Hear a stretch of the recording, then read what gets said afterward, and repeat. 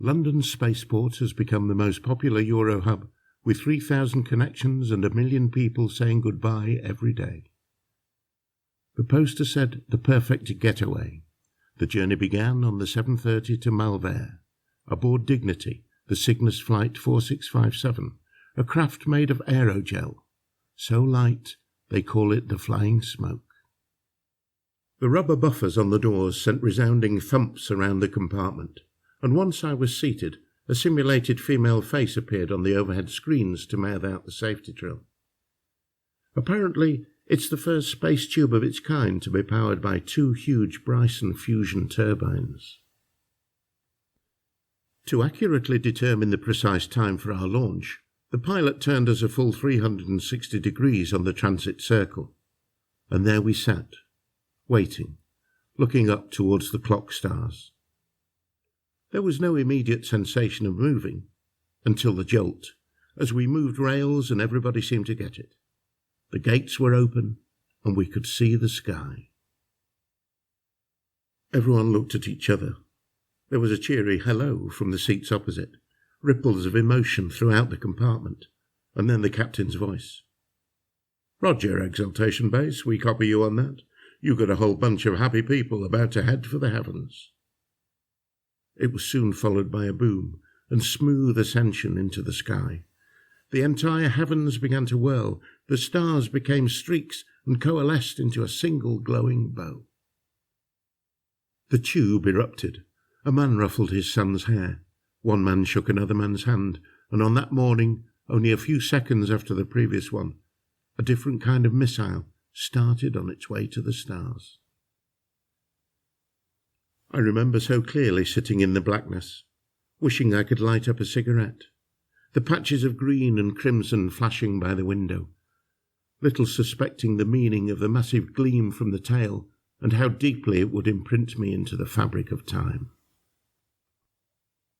When I looked around from behind my magazine, it was evident that quite a few people in the carriage knew each other, that they moved in the same circles.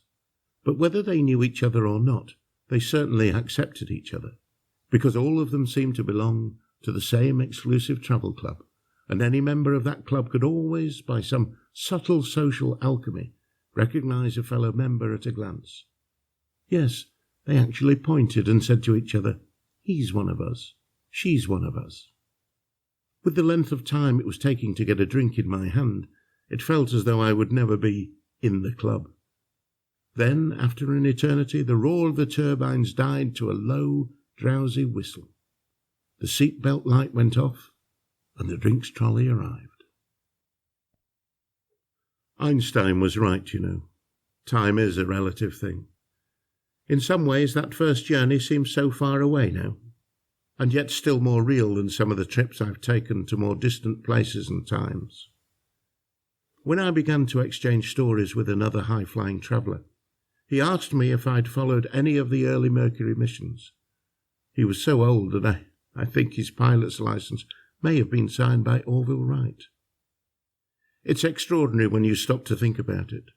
Space travel is still young enough that even those of us who don't consider ourselves old yet can still reach back and touch through as little as a single degree of separation those legends who launched the rest of us into the skies.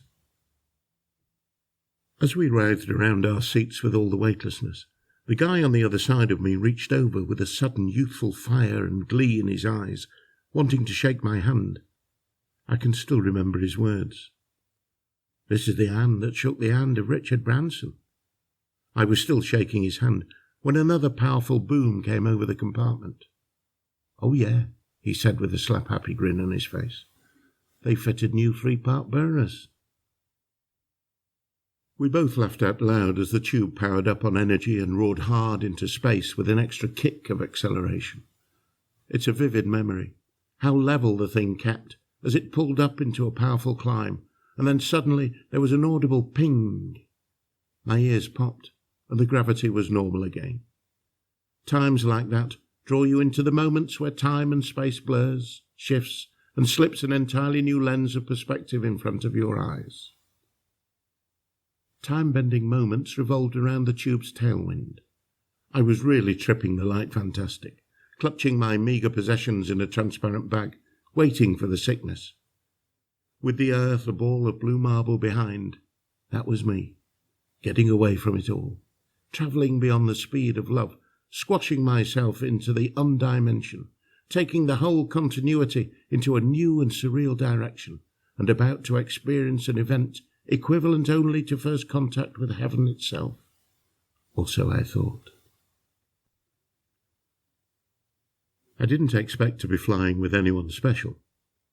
I suppose I began writing down some of what was going on out of habit and nerves for the job interview. And then this one chap began pointing up above our heads, giving me a guided tour of his memories, even inviting over some of his old flying chums to join in the fun. Soon there was a crowd of people swarming round the group of old-time astronauts, the silver-suited Mercury 7, the rolling stones of the sky. Like New World superstars, skydivers, deep-sea explorers, or circus daredevils, those guys had been the test pilots, each one with their names stitched onto a jumpsuit.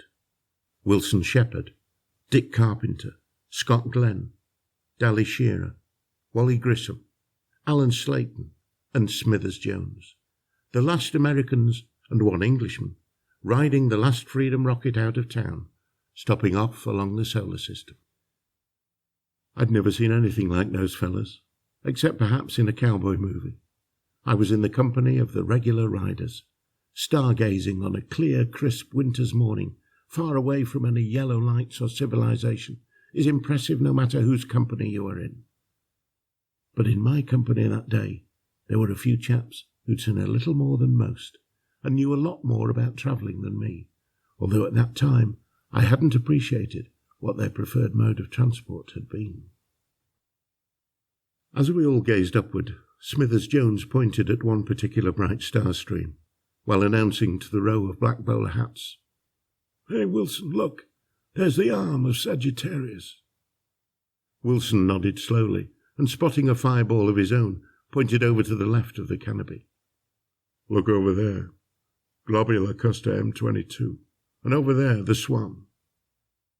The game of cosmic top trumps continued between them as they pointed out even more obscure clusters, until finally I had to ask them what they were talking about. "Those are the stars that we steered by." "Steered by?" I asked, still not quite understanding what they meant. Smithers Jones looked down at me from the stars with a slightly puzzled look. "To get to Mars," he said. Wilson and Smithers Jones, I thought. Of course, they were the astronauts who took the famous photo of Earthrise from the backside of Mars. Smithers Jones was the last man to walk on its surface. The truth of how one would get to Mars other than sheer rocket power had never occurred to me. I probably looked a little dumbfounded when, in a very practical way, he pulled together some pieces of fruit from the table, and while his glasses swam around his head, he made a geometric map of the heavens that roamed around in front of my eyes. "For 2 hours carry on straight until you see the reflection of nebula NGC 7023 over here. Then take a left turn at the next junction and travel for 3 hours until you reach the Eta Carina Nebula. And then wait for those green lights at the Pillars of Creation." He was giving me the directions to other planets, like you or I would give directions to the supermarket. But what really struck me is how familiar he was with the stars he was describing. "And follow the stream of stars until you see the left-hand trunk, like the head of an eagle.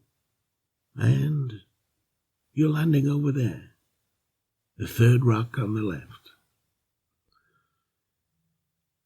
I sank back into my seat and watched them pointing out interplanetary landmarks and distant bodies. With space-time bending outside the window, thinking that even Einstein, with all of his scientific formulas, might have had trouble making up what I was seeing. I'm not sure that it mattered much. I was just glad that something good was happening in my life.